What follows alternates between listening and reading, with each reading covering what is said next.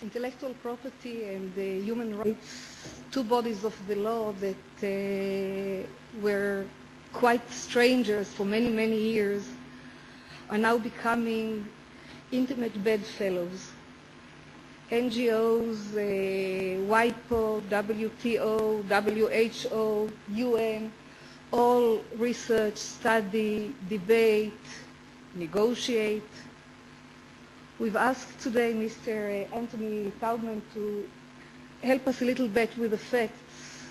Who says what, when, where, so we understand a little bit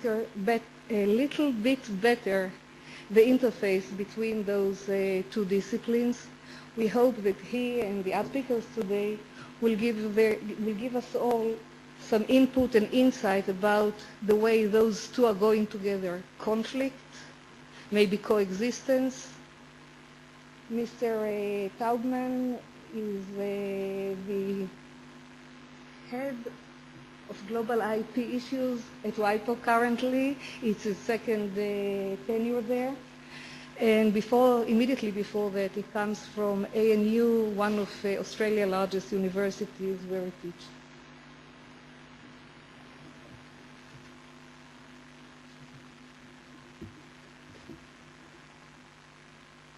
Thank you very much indeed, and I'm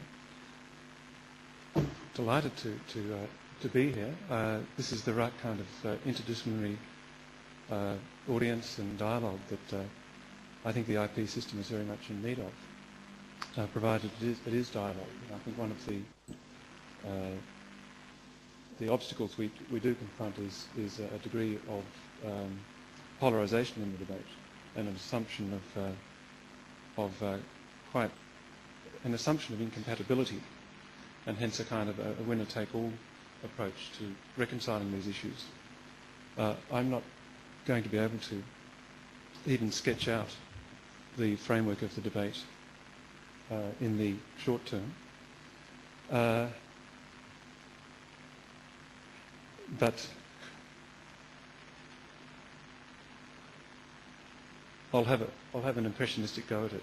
In fact, as background, my original presentation was simply an overview of one perception of the TRIPS regime, but as the program evolved, I tried to build into it some of the specific issues that have been raised in the human rights context. So this is very much a hybrid, and just as well I'll be departing from my prepared text, because I'll be the only one seeing it. So, first of all, as a sign of that great flexibility, I didn't divulge a title for my presentation to the organisers, and so we're presented with a view from WIPO as the title. In fact, that is quite accurate. It won't be the view of WIPO by any means, and in fact, for those who've been to WIPO, in fact, if you read the tourist guides to Geneva, WIPO is only mentioned because of the very fine view from the what used to be the cafeteria, and so the person in the street in Geneva is only aware of WIPO because it has a good view, and one of the highlights of that view is, of course, the WTO, which obscures our view of the lake. And so, if you like, this will be a presentation what one would contemplate in gazing out the windows of WIPO, thinking about the outside world, including the WTO's role in it, rather than an official WIPO position, as I hope will become very obvious.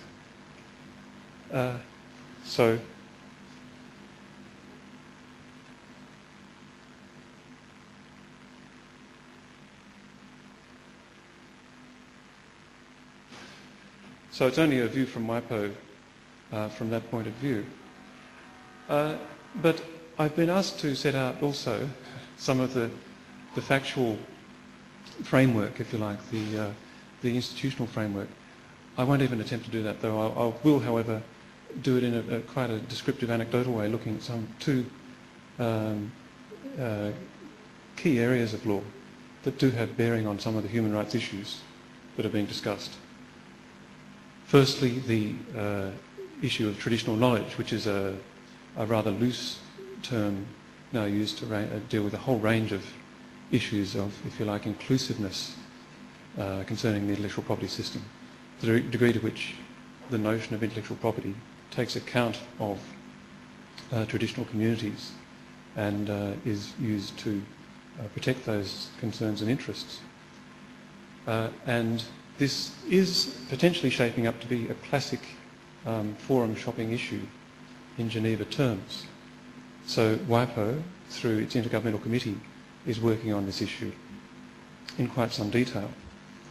In fact, it's quite a technocratic approach, if you like, and WIPO has been criticised for having a hidden agenda of burying the issue through analysis overkill. And so taking quite a bottom-up, ponderous, you might say, approach to this issue. And of course, this is also an issue on the agenda, on an agenda at least, in the WTO. Whether it's on the negotiating agenda is another matter, but it is certainly the hope of quite a number of players in Geneva that the deal-making facility of the TRIPS environment will be more effective in crunching out an outcome. And it's quite an interesting illumination of the differing roles between these two organisations at the moment. The traditional knowledge issue, if you like, from a technocratic point of view, an academic point of view, is full of complex issues that haven't been resolved, haven't even been properly articulated. And yet there is a strong political ambition for a treaty to be delivered on this issue, a treaty in short order too, by the end of next year, is one demand. And the WIPO process has been greatly criticised by Geneva players for not having a treaty as a clear outcome, because that's what equity demands. This is part of the TRIPS payback process, if you like. This is where developing countries finally get to articulate their needs and their interests, their form of intellectual property. And so it won't be of any value unless it has the teeth, the vigour, the enforceability of the TRIPS agreement. So it has to be binding international law and has to be very soon.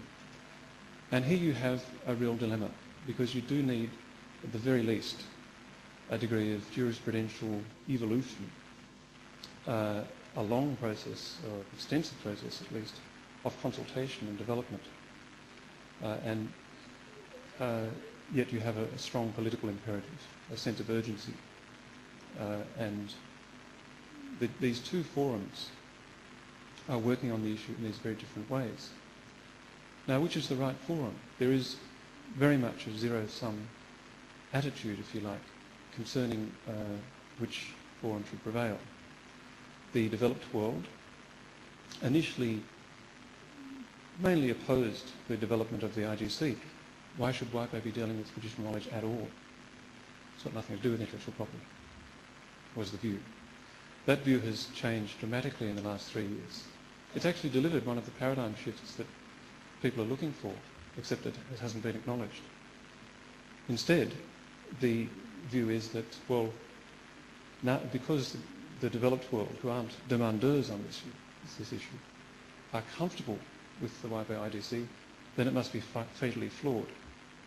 So the developing countries who've pushed for this, who've told WIPO this has to be prioritised, are now, some of them, expressing deep scepticism about this very process that they established. Why? Well, because in the TRIPS Council, whenever this issue comes up, the same delegations from the developed world say, yeah, these are very important issues, we acknowledge that now, but this is not the right forum, you've got to do it in WIPO. And so behind this is a zero-sum view of these processes, which personally I think ignores the way evolution occurs in the international norm-making process, and the way that these forums, informally perhaps, but very tangibly, do interact. And to illustrate that, I'd highlight the other area I mentioned here, which concerns the evolution over time of international law on copyright, where you see this extraordinary evolution in the last 15 years or so, with the Berne Convention, the WIPO Convention, bedrock of international copyright law, being implanted bodily, almost. It lost a few bits on the way, but implanted into an international trade law regime via the TRIPS agreement. But the convention in its entirety gets ported across into this regime, raising some very interesting jurisprudential questions which I don't think have been resolved, and which I'd like to touch on if I can. Okay, then TRIPS is, as someone said yesterday, a kind of a snapshot of the state of the art of intellectual property law around about 1990, 1991 in substance. It immediately preceded the whole challenge to copyright that the growth of the internet represented, the birth of the web and so on, which created an enormous, normative concern, shall we say, over copyright. This gave birth, the year after TRIPS came into effect, of the two WIPO Internet treaties. I won't go into details, but obviously they're an updating of the Berne regime to take account of the impact, some of the impact of digital technology. Then we have a very interesting development in the first and so far only case on copyright to be taken under the TRIPS agreement, where not only did the panel have the task of interpreting Berne within TRIPS, Berne, an international treaty of 110 years standing, within a GATT-based trade law system. It also interpreted that with a view to the subsequent treaties, the WIPO treaties, the WCT in particular, on the question of exceptions. And really quite a fascinating study in the sources of law here, how this all comes together. But above all, what has not happened has been kind of this zero-sum thing, which some people were very concerned about in the early days of the TRIPS agreement, that there would be a Berne process of evolution, and there would be a TRIPS notion of Berne, and the two would be in permanent conflict and create confusion and would paralyse the policy-making process, the legislative process. That was a real risk. That risk has not, I would argue, eventuated because of the informal linkages, not because of the legal linkages. There's no conceivable formal legal linkage between the WCT and the TRIPS agreement, but it was very much weighed in the panel report, by the panel, in developing, in applying TRIPS jurisprudence on copyright.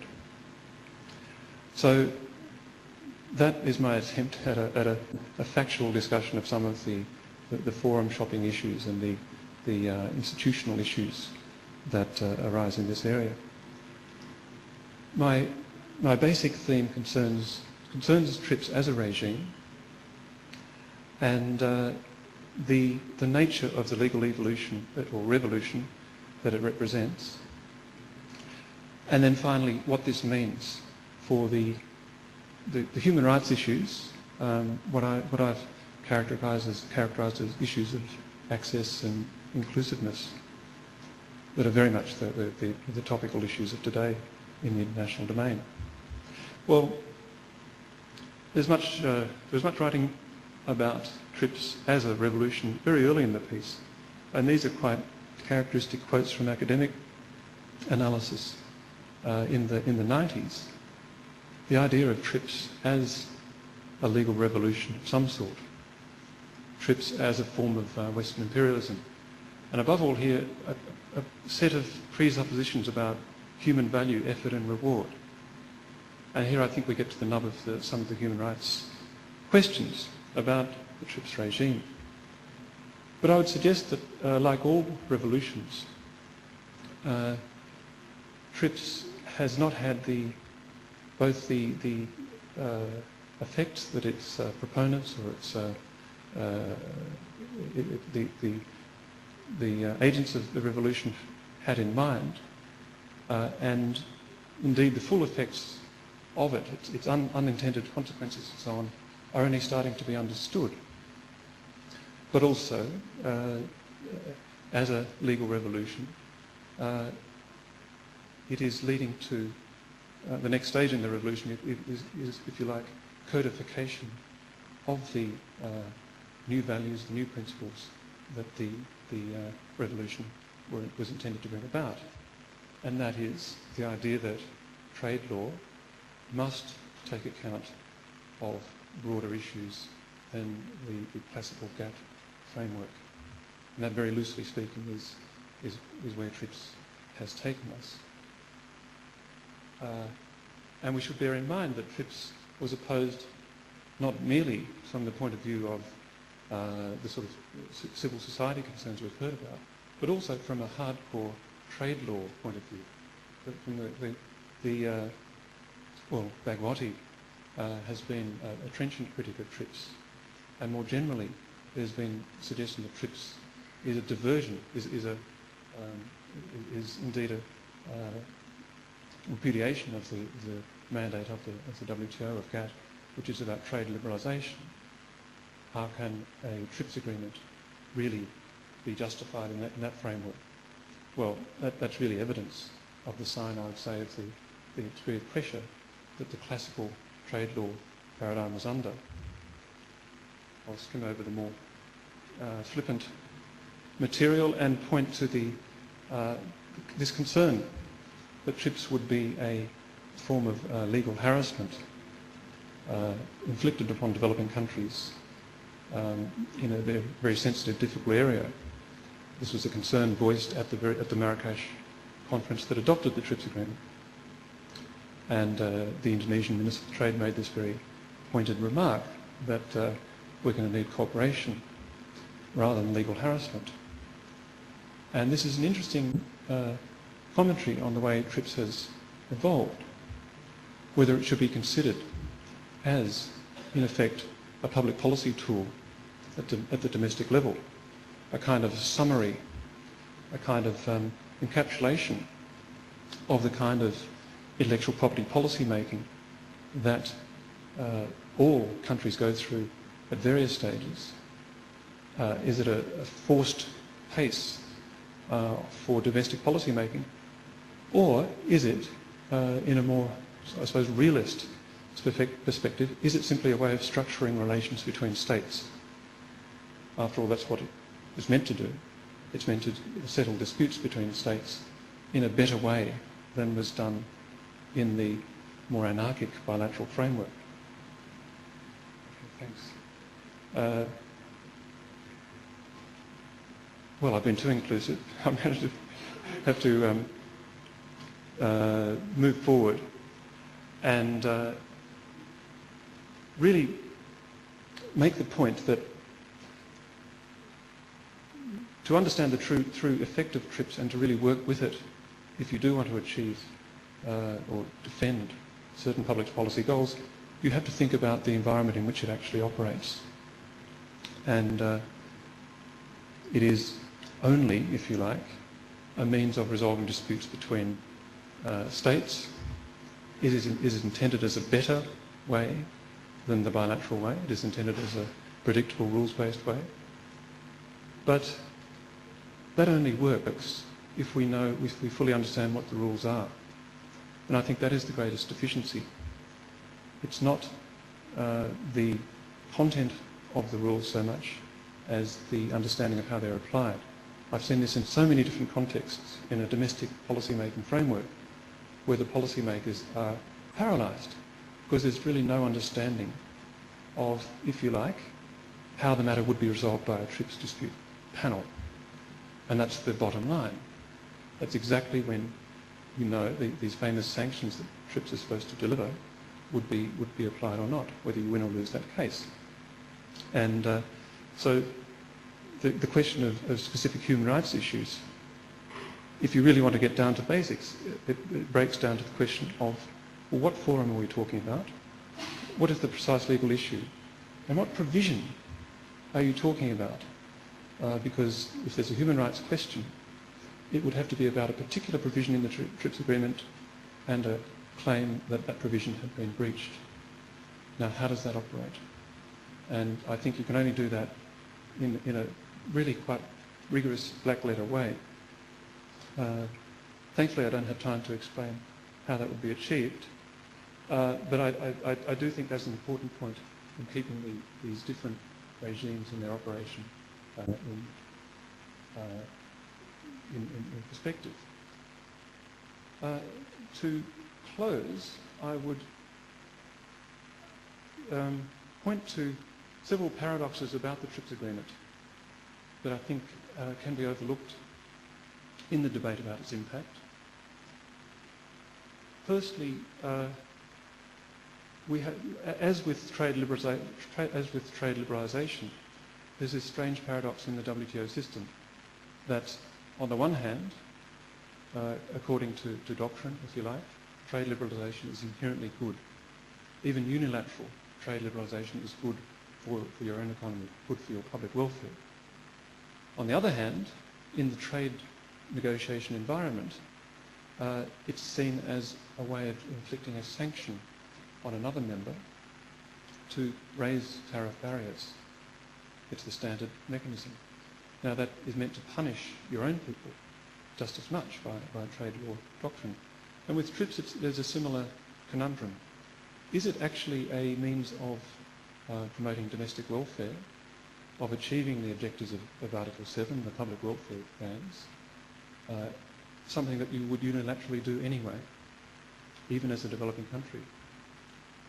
Or is TRIPS bodily a concession, something that, if you like, incurs economic damage and is simply part of the global trade-off that we're talking about? I think the latter approach is, in a way, out of date. It's looking at negotiating dynamics of now some 15 years ago, and it is hard time to look at a way of wedding the realism, political realism that delivered TRIPS and the practical implementation of its means so as to achieve public welfare in developing countries. And that is, at one level, a truly jurisprudential task. And in that context, I want to turn to the second fallacy, which is that TRIPS is only what its proponents wanted. This came up, for example, in the first phase of the debate about public health, where the view was very widespread that TRIPS had outlawed compulsory licensing.